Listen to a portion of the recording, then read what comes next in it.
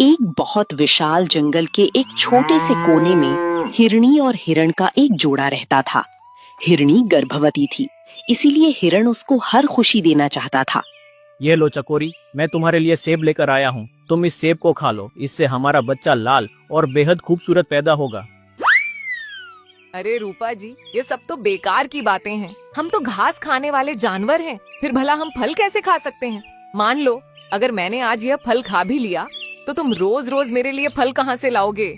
और यह सेब तो बहुत ही ठंडे और पहाड़ी वाले इलाकों में उगता है, इसके लिए तुमको बहुत दूर जाना पड़ता होगा। मैंने तुमसे कितनी बार बोल रखी है कि मैं गर्भवती हूँ, तब तक तुम ज्यादा दूर से खाना मत लाया करो। तुमको पता है जब तुम अकेले खाना लेने जाते हो मुझको कितनी चिंता होती है। आज तुम मेरी कसम खाओ कि तुम कभी भी सेब नहीं लेकर आओगे। मैं जानती हूँ सेब यहाँ पर नहीं उगता, तुम इसको बहुत दूर से लाते हो। मैं नहीं चाहती कि तुम मेरे लिए इतना जोखिम उठाओ। माफ करना चकोरी, मैं भूल गया था कि जब मैं खाना लेने जाता हूँ तो तुम अकेली रहती हो और तुम्हारी जान को भी खतरा हो सकता है। अब से मैं वादा करता हूँ, मैं कभी भी इतनी दूर खाना लेने नहीं जाऊंगा। वो दोनों आपस में बातें कर ही रहे होते हैं, तभी उनके पास एक गीदड़ का जोड़ा आता है।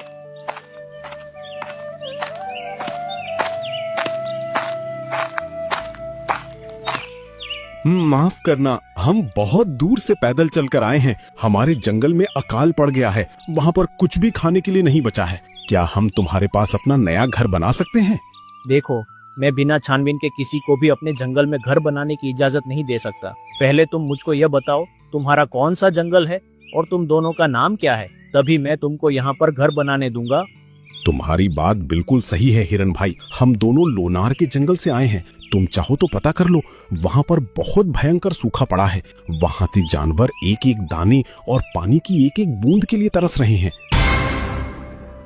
मेरा नाम भोला राम है और ये मेरी पत्नी है भोली।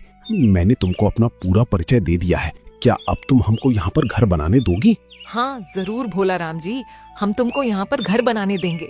वैसे भी भोली मेरी बहन जैसी है, अगर वह मेरे पड़ोस में मेरे साथ रहे तो मुझे कोई आपत्ति नहीं है। तुम्हारा बहुत बहुत धन्यवाद हिरनी बहन, अब हम पड़ोसी हो गए हैं। हमने तो अपना परिचय दे दिया है, अब तुम भी हमको अपना परिचय दे दो। हाँ जरूर, मेरा नाम है चकोरी और यह मेरे पति है, जिनको मैं प्यार से रूपा कहकर बुलाती हूँ। रूपा और चकोरी सच में बहुत अच्छा नाम है। और मैं तुमको एक और खुशखबरी देना चाहता हूँ, चकोरी माँ बनने वाली है। बस कुछ दिनों में हमारे आंगन में एक हंसता खेलता नन्हा सा मुन्ना आएगा। अरे वाह, ये तो बहुत खुशी की बात है। लगे हाथ मैं भी तुमको एक खुशखबरी देना चाहता हूँ। मेरी जो भोली है वो भी पेट से है, कुछ ही दिनों में वो भी माँ बन जाएगी। अरे वाह, ये तो बहुत खुशी की बात है। अब से हम चारों मिलकर खुशी से इस जंगल में रहेंगे और तुम अब से इस जंगल को अपना जंगल ही समझना। भोला राम गीदड़ और रूपा हिरण अब खाना लेने जाते। भोली और चकोरी घर पर उनका इंतजार करती। उनके दिन बड़े आराम से कट रहे थे, तभी उनके जंगल में एक खूंखार लकड़बग्घा आता है।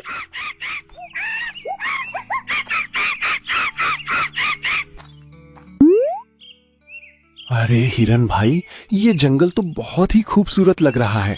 क्या मैं तुम्हारे इस जंगल में घर बनाकर रह सकता हूँ? अरे भाई, क्या बात हो गई? आजकल बहुत सारे जानवर दूसरे जंगल से आकर हमारे जंगल में बस रहे हैं। क्या सभी जंगलों में अकाल पड़ गया है? हाँ, मेरे जंगल में सच में अकाल पड़ गया है। पर तुमको कैसे पता चला कि बाकी के जंगलों में भी अकाल पड़ गया है?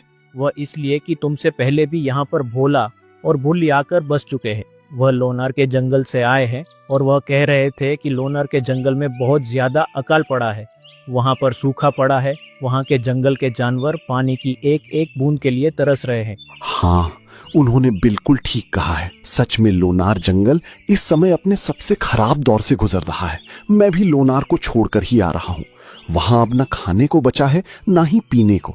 अगर तुम मुझको अपने आसपास घर बनाकर रहने दो तो तुम्हारा बहुत एहसान होगा मुझ पर। अजी, मैंने तो सुना है कि लकड़बग्घा बहुत ही खूंखार होते हैं और इनमें इतनी ताकत होती है कि जंगल का राजा शेर भी इनसे झगड़ा मोल नहीं लेना चाहता। फिर भला इतने खूंखार जानवर को हम अपने पड़ोस में कैसे रहने दे सकते हैं? अगर किसी दिन इस लकड़बग्घे की नीयत खराब हो गई और इसने हमारे बच्चों पर हमला कर दिया तो ऐसे अजनबी का क्या भरोसा। देखो, मैं एक सीधा साधा और शाकाहारी लकड़बग्घा हूँ। मैं घास फूस और फल खाकर अपना गुजारा कर लेता हूँ। हाँ लकड़बग्घा, मुझको तुम्हारी बातों से लग रहा है कि तुम बहुत ही सीधे साधे हो वैसे भी चकोरी, हमने उन दोनों को तो अपने जंगल में बस जाने दिया है, फिर भला हम लकड़बग्घा से कैसे मना कर सकते हैं। कोई बात नहीं है लकड़बग्घा, तुम भी अपने लिए एक नया घर बनाकर हमारे पड़ोस में रह सकते हो। तुम्हारा बहुत धन्यवाद हिरन भाई, जो तुमने मुझे अपने पड़ोस में रहने की इजाजत दी।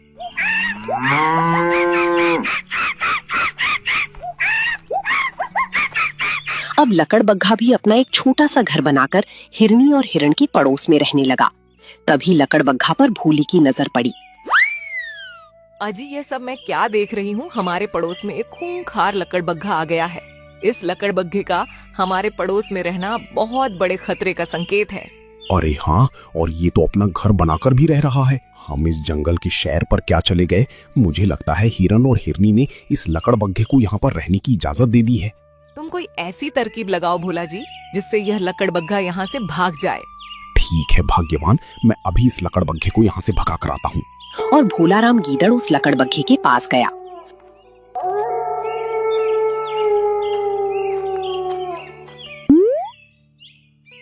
अरे कौन हो तुम, और इस जंगल में मेरी इजाजत के बिना कैसे रह रहे हो? तुमने यहाँ पर घर बनाया, क्या तुमने मुझसे पूछा?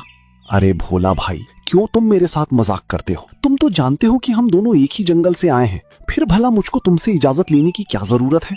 जो इस जंगल में पहले से बसा हुआ है, मैंने उसको पूछकर ये अपना घर बनाया है, और उसने मुझे यहाँ पर रहने की इजाजत भी दे दी है। इसलिए मुझे तुमसे नई इजाजत लेने की आवश्यकता नहीं है। वो सब मैं नहीं जानता।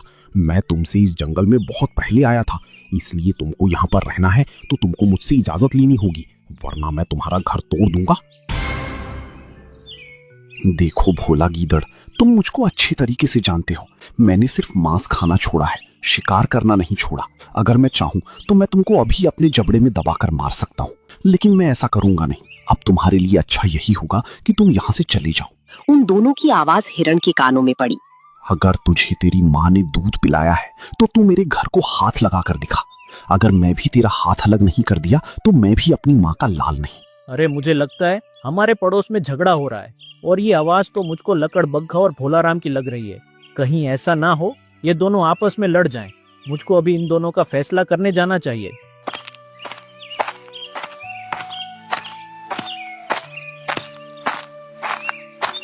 हिरण उन दोनों के पास पहुंचा। अरे क्या बात हो गई? तुम दोनों इतनी जोर शोर से क्यों लड़ रहे हो? देखो ना हिरन भाई, मैंने आपको पूछकर अपना नया घर बनाया था। अब ये गीदड़ का बच्चा बोल रहा है कि मुझे इससे भी इजाजत लेनी होगी, जबकि ये भी मेरे जंगल का ही है। फिर भला मुझको इससे इजाजत लेने की क्या जरूरत है, जो इस जंगल में पहले से बसा हुआ है और इस जंगल का मूल निवासी है। मैंने उससे इजाजत ले ली है, फिर भला कल परसों आई हुई इस गीदड़ से मुझे इजाजत लेने की क्या आवश्यकता है? मैं भले कल परसों आया हूँ, लेकिन तुमको मुझसे इजाजत लेनी होगी। देखो भोला, इसको तुमसे इजाजत लेने की कोई आवश्यकता नहीं है। ये मत भूलो कि तुम इस जंगल के मूल निवासी नहीं हो। जिस प्रकार से तुम दुख में अपना जंगल छोड़कर आए थे, उसी प्रकार यह लकड़बग्घा भी अपना जंगल छोड़कर आया है, और इसको यहाँ पर रहने की इजाजत मैंने दी है। इसलिए इसको तुमसे इजाजत लेने की कोई आवश्यकता नहीं है। और तुम ये भी जान लो, ये लकड़बग्घा मेरा मित्र है और तुम भी मेरे मित्र हो, इसलिए तुम दोनों को आपस में झगड़ा करने की कोई आवश्यकता नहीं है। और मुझको लकड़बग्घा का हाव भाव देखकर लग रहा है कि तुम ही इससे झगड़ा करने के लिए आए हो। और गीदड़ अपने मन ही मन सोचने लगा।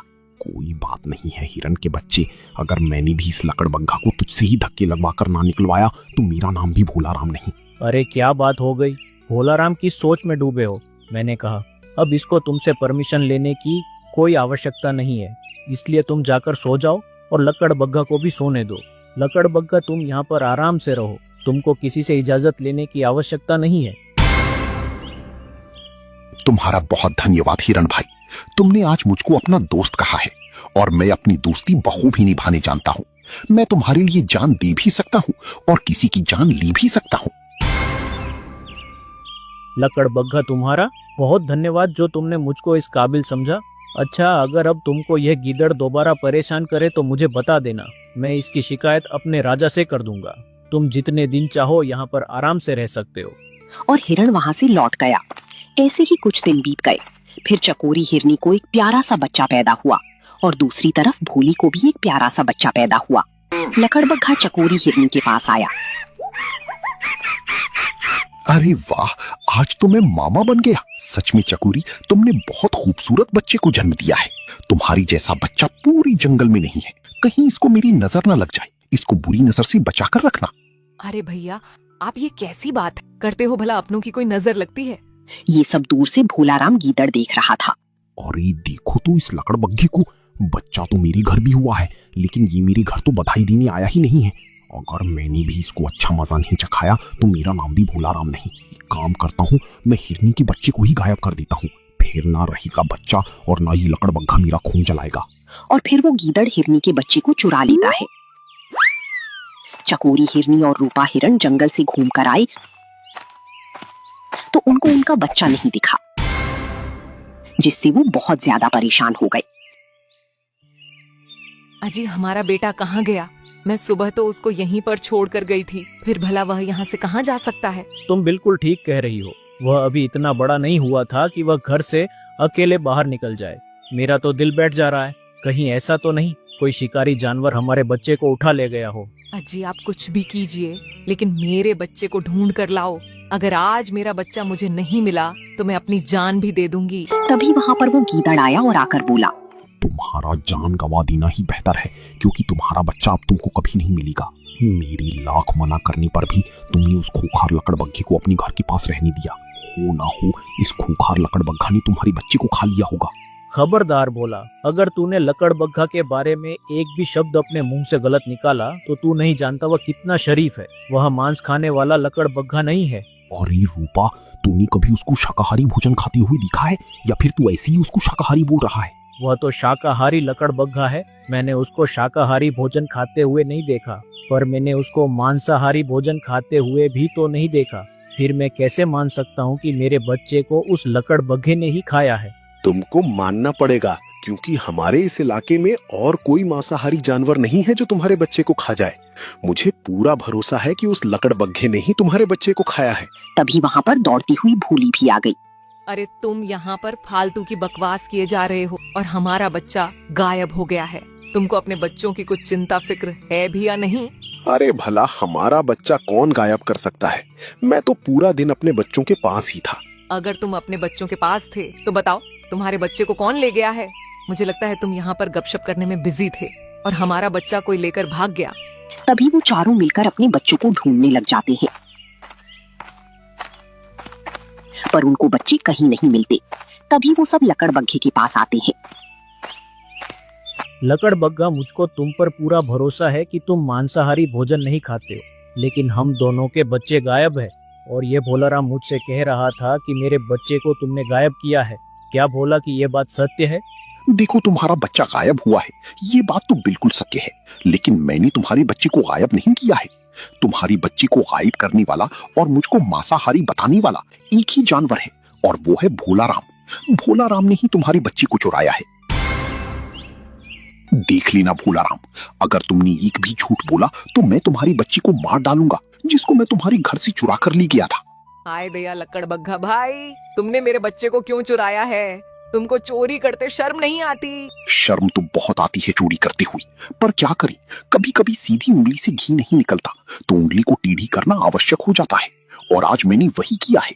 मैंने तुम्हारे पति भोलाराम को रूपा हिरण और चकोरी हिरनी का बच्चा चुराते हुए देख लिया था, और इसने जहां पर बच्चे को रखा था, मैंने वहां से रूपा के बच्चे को सुरक्षित निकाल लिया, और साथ ही तुम्हारे बच्चे को भी मैं उठा लिया, ताकि भोलाराम अपना गुनाह कबूल कर सके।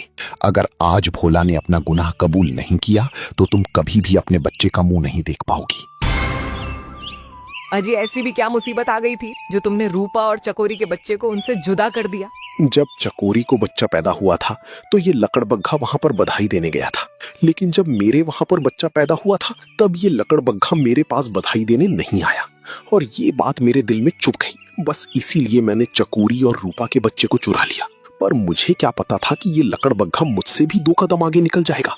अगर लकड़बग्घा ने तुम्हारे बच्चे होने की बधाई नहीं दी तो तुमने मेरे बच्चे को जान से मार डालना चाहा। तुम इतने नीचे गिर सकते हो, मैंने कभी सोचा नहीं था लकड़बग्घा।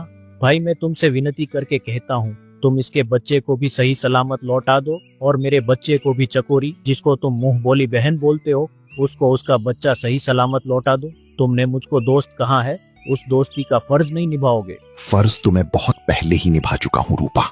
तुम नहीं जानती, अगर आज मैं नहीं होता तो ये गीदड़ तुम्हारे बच्चे को खा गया होता। तुम दोनों के बच्चे मेरे पास सुरक्षित हैं, मेरे घर में। मैं उनको अभी तुम्हारे पास लेकर आता हूं।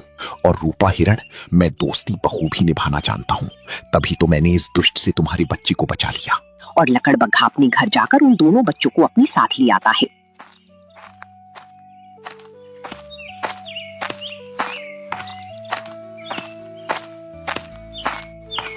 भोली के बच्चे को भोली भोली के पास छोड़ देता है और रूपा और चकोरी के बच्चे को उन दोनों के पास छोड़ देता है। तुम जैसा मुंह बोला भाई बहुत किस्मत वालों को मिलता है। तुम नहीं जानते, अगर आज तुम नहीं होते तो मैं अपने बच्चों से कभी नहीं मिल पाती। हाँ, मुझे भी आज पता चला मैं लकड़बग्घा से ज्यादा उस भोला राम गीदड़ पर भरोसा करता था, लेकिन आज मुझको उसकी असलियत पता चल गई है। इसलिए मैं आज राजा के पास जाकर उसको इस जंगल से बेदखल करवा देता हूँ। और रूपा हिरण राजा के पास जाकर उन दोनों की शिकायत करता है। महाराज, हमारे जंगल में दूसरे जंगल से जानवर आकर बसने लगे हैं, जो हमारे जंगल के निर्दोष जानवरों का शिकार करते हैं। अगर आप सिपाही भेजकर उन दोनों को जंगल से बाहर निकाल दो तो तुम्हारी बहुत मेहरबानी होगी। और जंगल का राजा उन तीनों को जंगल से बाहर निकाल देता है। अब उनको भी अपनी गलती का पछतावा होता है।